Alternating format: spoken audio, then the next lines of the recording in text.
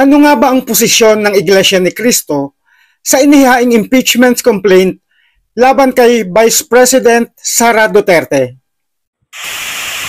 Nagsimula ang lahat ng issue tungkol sa paggastos ng Office of the Vice President sa confidential fund na daang milyon ang halaga. Dininig ito sa Kongreso upang siyasatin at alamin kung saan napunta at sino-sino ang mga taong may kinalaman sa paggastos at pagkuha sa nasabing halaga. Subalit ang pagdinig ay naging masalimuot. Hindi rin naging kontento ang mga nasa Kongreso sa naging paliwanag dahil hindi naging malinaw ang eksplanasyon ng mga taong involved sa kontrobersiya. Naging masalimuot at nagkaroon ng sanga-sanga at nanganak ang issue ng iba't iba pang problema na nagsapanganib sa buhay ng ibang tao.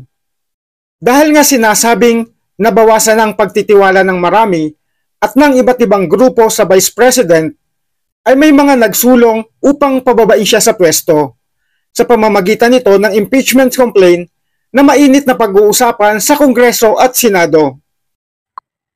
Formal nang sinampahan ang impeachment complaint sa House of Representatives si Vice President Sara Duterte nitong Lunes, December 2. Ang reklamo ay inihain o inendurso ng Akbayan Party List. Dumating din si dating Senator Leila de Lima sa tanggapan ng Secretary General kasabay ng paghahain ng complaint for impeachment. Ayon kay de Lima, siya ang spokesperson ng mga complainant at sinasabing kompleto ang nilalaman ng kanilang kaso.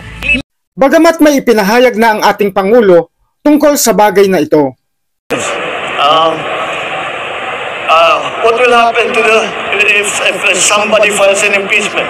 It will tie down the House, it will tie down the Senate, it will just take up all the time, and for what? For nothing. For nothing. None of this will help improve a single Filipino life. As far as I'm concerned, it's a storm in a teacup. Dahil bilang mamamayang Pilipino at pinaniniwalaang may malakas na puwersa ang relihiyong Iglesia ni Cristo, kaya kadalasan ay kinukunan ng opinyon tungkol sa mga nangyayaring isyu at kontrobersiya sa gobyerno. Ano nga ba ang posisyon ng Iglesia ni Cristo tungkol sa bagay na ito? Sa programang Saganang Mamamayan ng Net25 na pinatatakbo ng EBC sa pamamagitan ng pamunuan ng Iglesia ni Cristo, ay may naging pahayag ang mga naturang host ng programa. Pakinggan po natin. Ito na po. Kami po ni Nasuri, tumanggap po ng bilin bilang mga kaanib po sa Iglesia ni Cristo at sa atin hong mga kababayan. Dahil po dyan, mga kababayan at mga kapatid sa Iglesia, ang mga kapatid po sa Iglesia ay naghahanda na son. Ulitin ko po ang mga kapatid po sa Iglesia ay naghahanda na magsagawa po ng rally. Magsagawa po ng rally upang ipahayag sa lahat ng mga kinauukulan na ang Iglesia ni Cristo ay pabor po sa opinyon ng Pangulong Bongbong Marcos na hindi sumang-ayon sa sinusulong ng ilang sektor ng impeachment.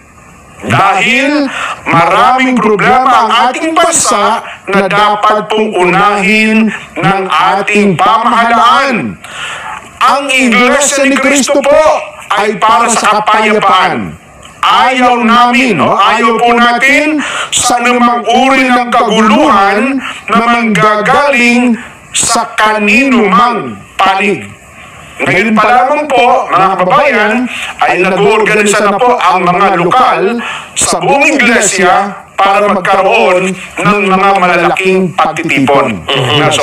Para ipakita po, ipahayag, ito po binabanggit namin na pabor kami sa opinyon ng Pangulong Bongbong Marcos na no to impeachment. Dahil ang dami ng problema ng bansa, hindi ba? Ang dapat po nating unahin, ang problema ng bansa na mas malaki. Yes. Hindi po ang impeachment. At dapat maintindihan nyo rin na ito ay para sa kapayapaan. At hindi para sa anumang kaguluhan na posibleng manggaling kahit sa anumang panig. Tama. Dapat yun ang maintindihan natin. Wala tayong pinapanigan, kundi yung pagkakaisa at kapayapaan ng bansa. Well, opo. Dito naman kasi sa sitwasyon na nakikita. Ako, ito sariling opinion ko na ito ay meron talaga mga tao kasi na merong ang tagal, may motibo eh. Parang ayaw nilang makita, malungkot sila na makita ang bansa ay nagkakaisa eh. Di ba? Pag nakita nila nagkakaisa ang bansa at sumusulong, humaharap sa problema, parang ang tawag doon, parang ginigiyagi sa puso nila. Ayaw ko makita ito. Hindi po, kami ni Nelson. Naku, gusto namin makita ang ating bansa ay nagkakaisa. Diba? Hinaharap po ang mas malaking problema. Hindi po itong impeachment. Totoo yan. Para magkaroon na rin tayo ng pagkakataon na harapin talaga. Anong problema ng bansa natin, hindi ba? Ayan, inuulit po namin, inuulit po namin, Kami ni Nelson ay tumanggap na po ng mga tagubilin. At ngayon pa lamang, ang mga kapatid po sa iglesia ay naghahanda na magsagawa ng rally upang ipahayag sa lahat ng kinauukulan na ang Iglesia ni Cristo ay pabor sa opinyon ng Pangulong Marcos na hindi sumang-ayon sa isinusulong ng ilang sektor na impeachment. Kaya na pinanood natin na ang Pangulong Bongbong pa ay no to impeachment. Bakit po? Dahil po maraming problema ang ating bansa na dapat pong unahin ng pamahalaan. Alam po ninyo, ang iglesia ay para po sa kapayapaan. Ayaw po natin ng anumang uri ng kaguluhan na manggagaling sa kaninumang panig. Alam natin na ang ating bansa sa kasalukuyan ay humaharap sa krisis na may kaugnayan sa pamumuno ng ating mga lider.